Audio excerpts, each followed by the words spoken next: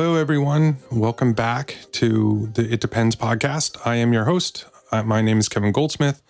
I am the author of It Depends, Writing on Technology Leadership, 2012 to 2022, which comes out on March 4th, so coming really soon now. The great news is I'm starting to see links for the book, for pre-ordering the book on other book sites. I'm still waiting on the bookshop.org one. The great thing, the reason why I keep promoting this particular website over like Barnes & Noble, where it is available, is because you get to sort of designate your local independent bookstore and they get the benefit if you order from that site. So if you're not ordering from Amazon or Kobo or Barnes & Noble, I'm a huge supporter of local independent bookstores. So that's why I keep promoting that site, even though they haven't listed the book yet. I got my first box of author's copies today. Looks great. I'm excited. I'm very excited to get this into all of your hands. So again, I'll promote the newsletter. The podcast and the newsletter alternate weeks. And I kind of treat them both as sort of the same, kind of the same thing. This podcast is going through the book in order, chapter by chapter. The newsletter is going through the book out of order, so it's not like you're getting the same material in both places. There was a question that came up from somebody who listens to the podcast last episode. I answered the question in the newsletter. I've answered questions from people who read the newsletter on last week's episode of the podcast. I'm just treating them as two different sides of the same coin. Again, the best place to find the links to the newsletter, links to this podcast, if you want to share it, links to the book, information about the book, it's all on itdependsbook.net.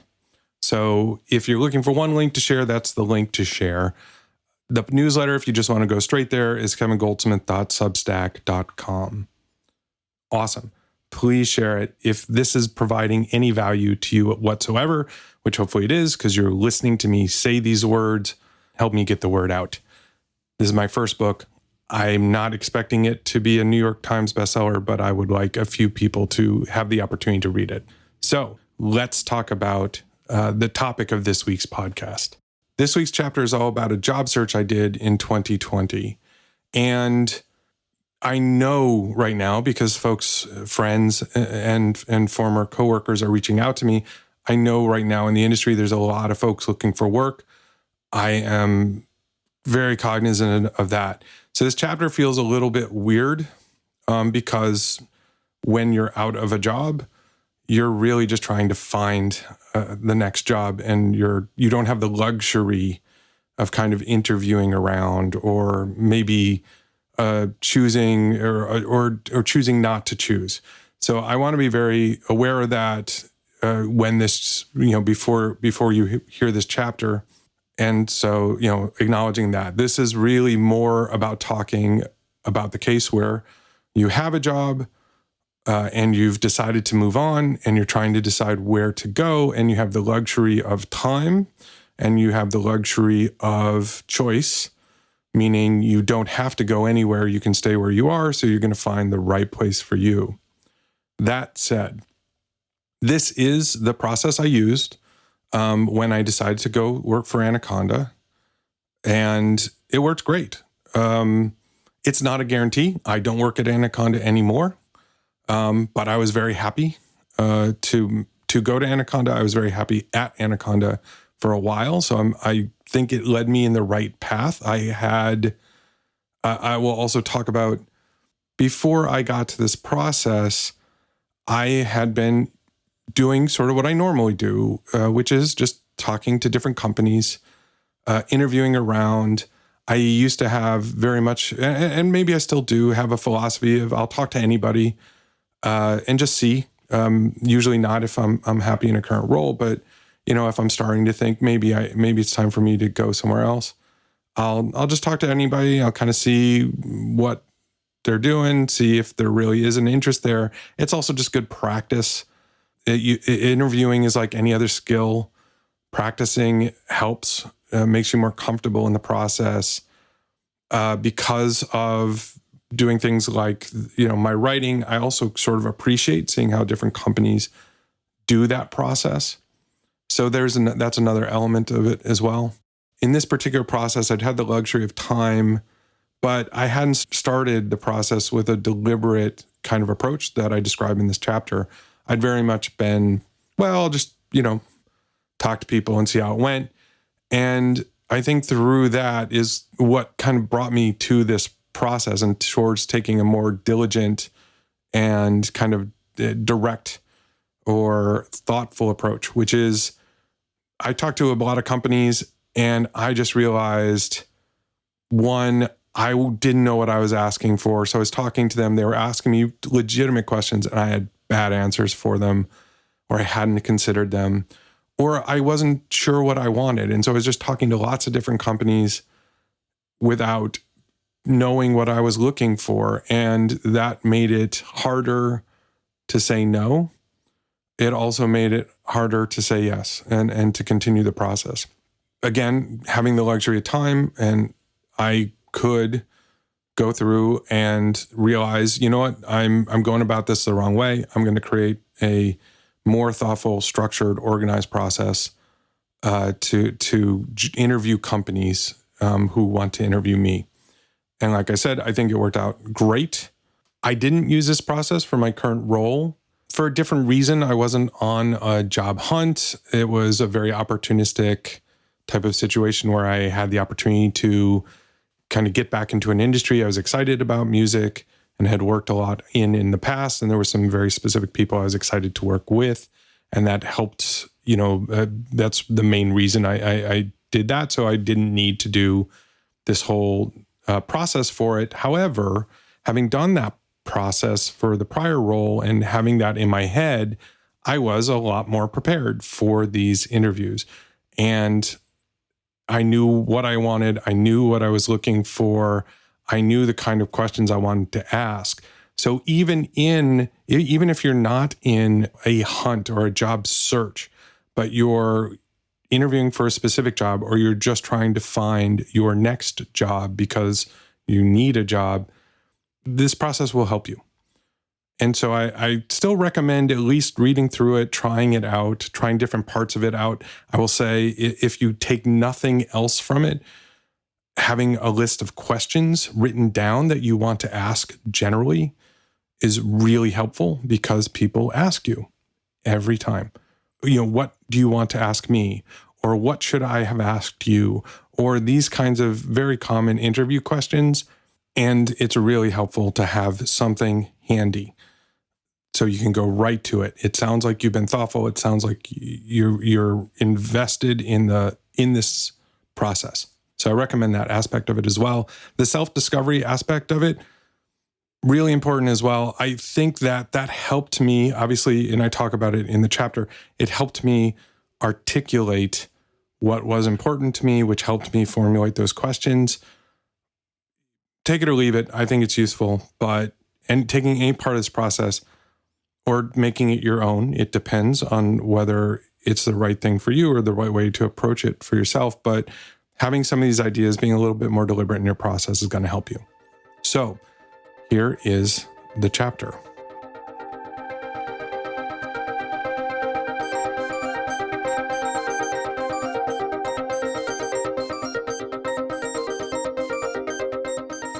Taking a thoughtful approach to the job search process. Originally published on November 2nd, 2020. Does starting a job search fill you with fear? Have you taken roles in the past that you've regretted? When a recruiter or an interviewer asks, "What are you looking for?" do you draw a blank? I've been working long enough to have been through dozens of job interview loops. While I think I am pretty good at the process, I have still found myself not ready to answer the "what do you want from your next role?" question. I've also been a hiring manager long enough to have performed hundreds of interviews and seen all levels of answers to similar questions. I completed a new job search in October of 2020.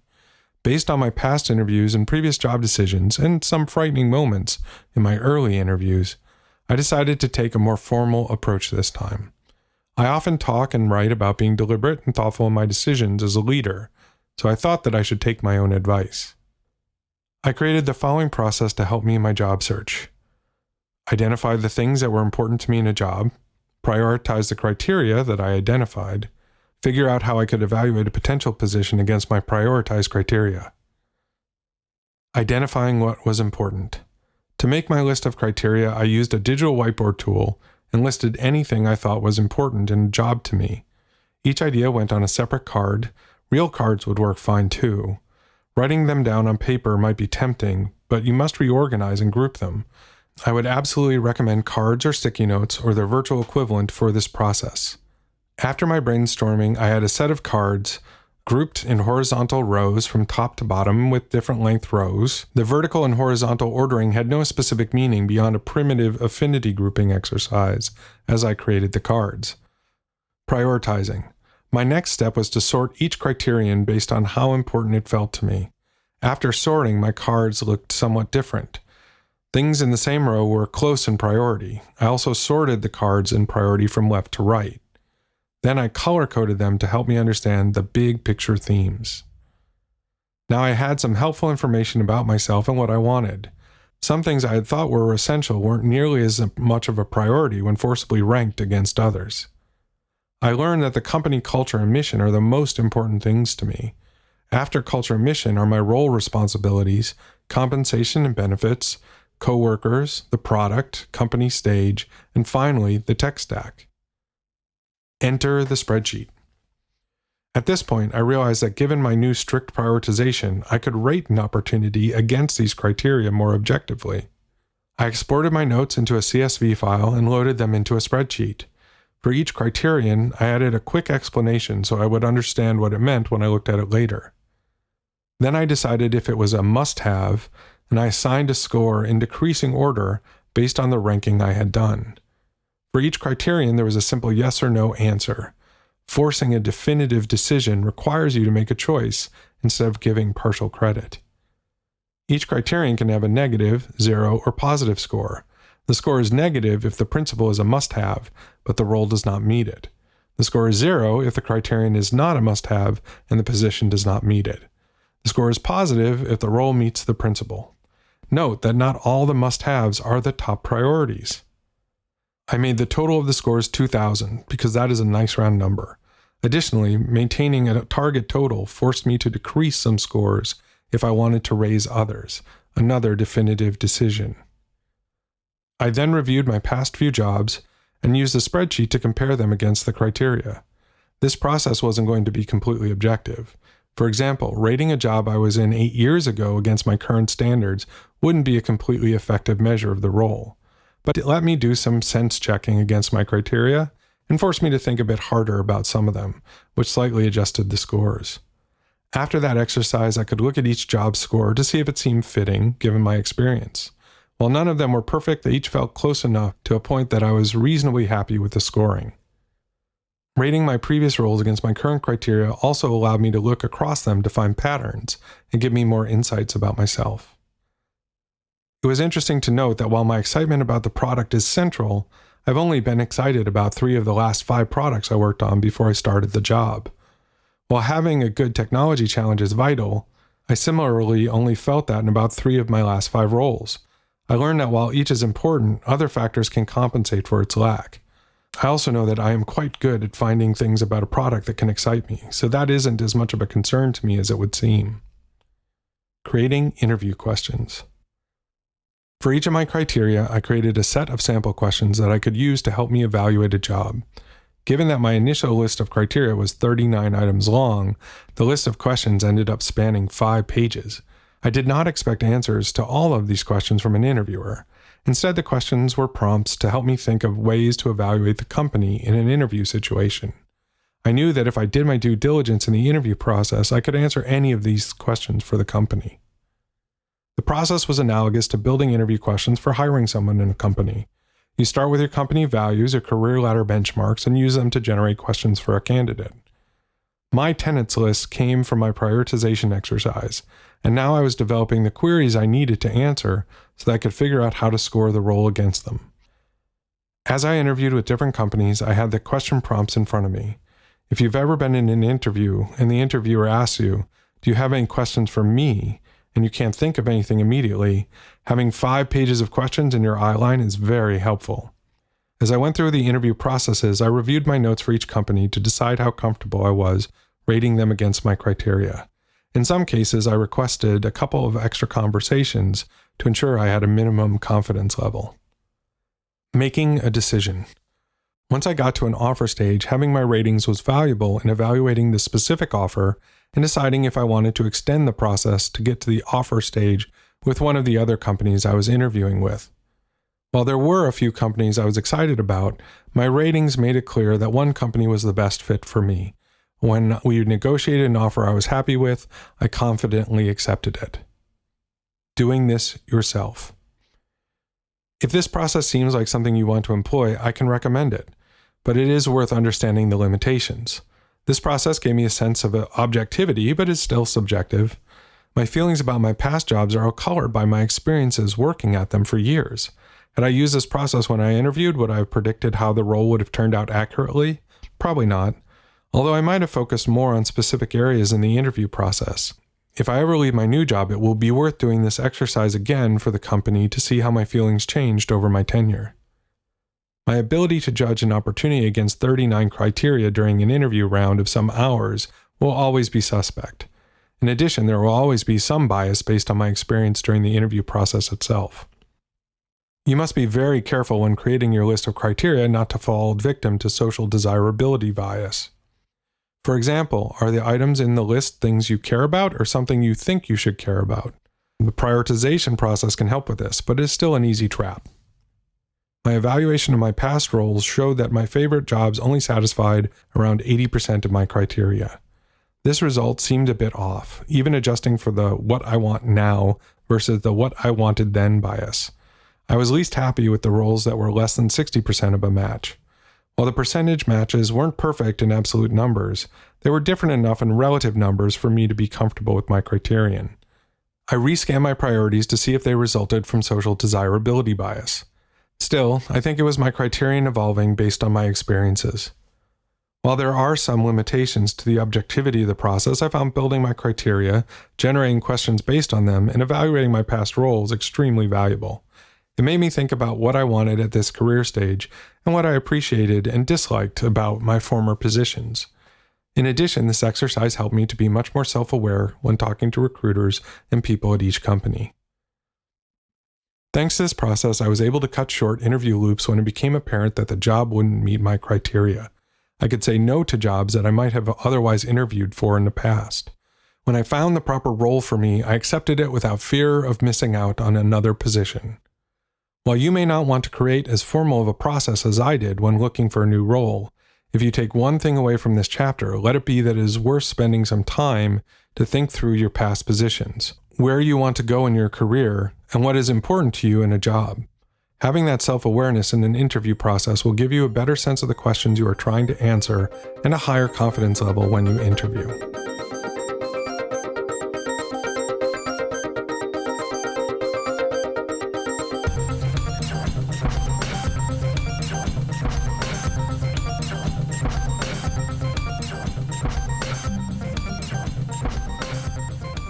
So that was taking a thoughtful approach to the job search process. Hopefully it was helpful to you. Hopefully it will be helpful to you.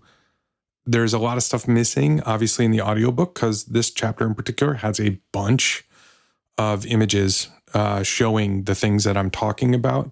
Hopefully enough was conveyed in the audio that you get at least a good sense of it. Again, good reason to buy the book. I will say, as much as I suggested I should do, I did look back at Anaconda using this criteria after I left. Again, as I said, it's really hard to do that, kind of look backwards and try and keep the same sort of open mind you had before you worked there. What I'll tell you is the reasons why I was ready to leave the company had very much to do with what the company's intents for its future were, and the plans and the stuff that I was particularly excited to work on didn't quite work out the way I'd wanted it to. That made me more open to looking at something else. So, looking back, I'm still happy with how this process helped me make that decision. I want to revisit something I talked about before the chapter. And it's about the idea of enthusiasm and being interested in a job interview process. There's a blog post I wrote called Interviewing as a Developer in an Employer's Market. And I wrote this during the downturn that we're in some ways we're still living in. So it wasn't that long ago. I didn't include it in the book because it's a bit of a bummer at best. But for those of you who are trying to find a new role, have been caught in recent layoffs, I will recommend it to you. I will include a link in the show notes to it. In this post, I'm writing about revisiting my own experiences where I'd left Microsoft to go to a startup, and then the 2001 recession hit and startup went under. I was looking for a job for a while, and it was it was a novel experience for me, but I learned some stuff from that and some things I saw in folks who'd been in similar situations when I ended up going back to Microsoft, and I was now interviewing people who were coming from a very similar situation to me. I saw some things in that interview which I realized I'd had the same problem. When you look for a job for a long time and you miss out on jobs that you by all rights should have gotten, and it's not about you, it's about there's a lot of people looking and employers really have their choice. And for most of us, even folks of my age, we're used to being in tech, especially in software development, being in a job seekers market, not an employer's market, which means we're used to employers competing for us, not the other way around. Having now been through several different downturns in the industry, 2001, 2008, and so on, I've been lucky. I haven't had an experience like I had in 2001 again, just been lucky to be in the right companies at the right time. But that's luck, and I know it's luck. And so I'm also, interviewing people, and I'm very aware of some of the things that happen when you've been interviewing for a long time and you've been unable to find a job and you're missing out on jobs you think you should have gotten, and how demoralizing that can be, and then how that makes you show up in a job interview. If you are one of these people in this position, the chapter I just read will help you. It will help you be interested and be excited. You should read that blog post as well, because I think that will also help you. The important part, and I saw this and I realized I'd had the same problem. After missing out on a few things you think by all rights you should have gotten, you start to show up in interviews as defeated and I'm not going to get this job anyway kind of energy. And that is horrible. Obviously it makes it harder to get a job. And I think for me, one of the things I realized was I had to, no matter how demoralized I was coming into an interview process, I had to be excited and I had to be energetic. And even if it was for a job I had no interest in, I just needed a job. This had to seem like this was the most exciting thing to me in the entire world. And if you're struggling right now, I feel for you. It sucks. I speak from experience. It will get better. The industry is continuing to change. These are cyclic events. The cycles change. That's cold comfort when you're been unemployed for a few months. But speaking from direct personal experience, it will get better. Persevere. And again, I'm going to refer you to that chapter because I give you a lot of, unusually for me, very specific things that you can do about, and it covers also just saving your money and thinking and how you think about applying for jobs differently when you're in that situation versus kind of the normal market that a lot of us are used to. So I'm going to recommend that just for folks in that situation. There's no questions this week. Just didn't get any because I'm answering them in different places. I go through them. I would love more. Please send me your questions about anything. contact@itdependsbook.net. Delighted to answer them. And I will answer them either here or I'll answer them in the newsletter, whichever is the next venue. I hope to see you on the next podcast in 2 weeks. But I will see you next week on the newsletter. I have some other stuff coming up later this year. I'm going to be talking about soon.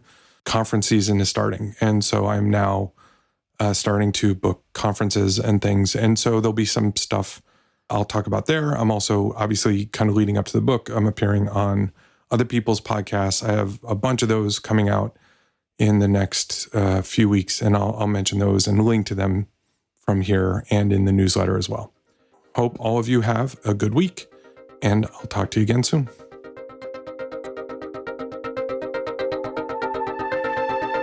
Thanks so much for listening. Please, again, subscribe, rate, share episodes of this podcast on your favorite podcast app. Thanks again. I'll see you soon.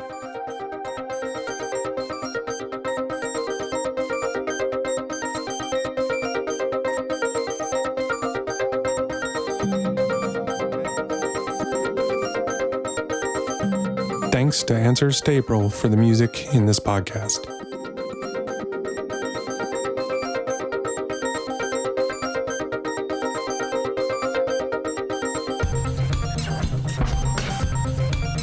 This podcast is a production of Unit Circle Media.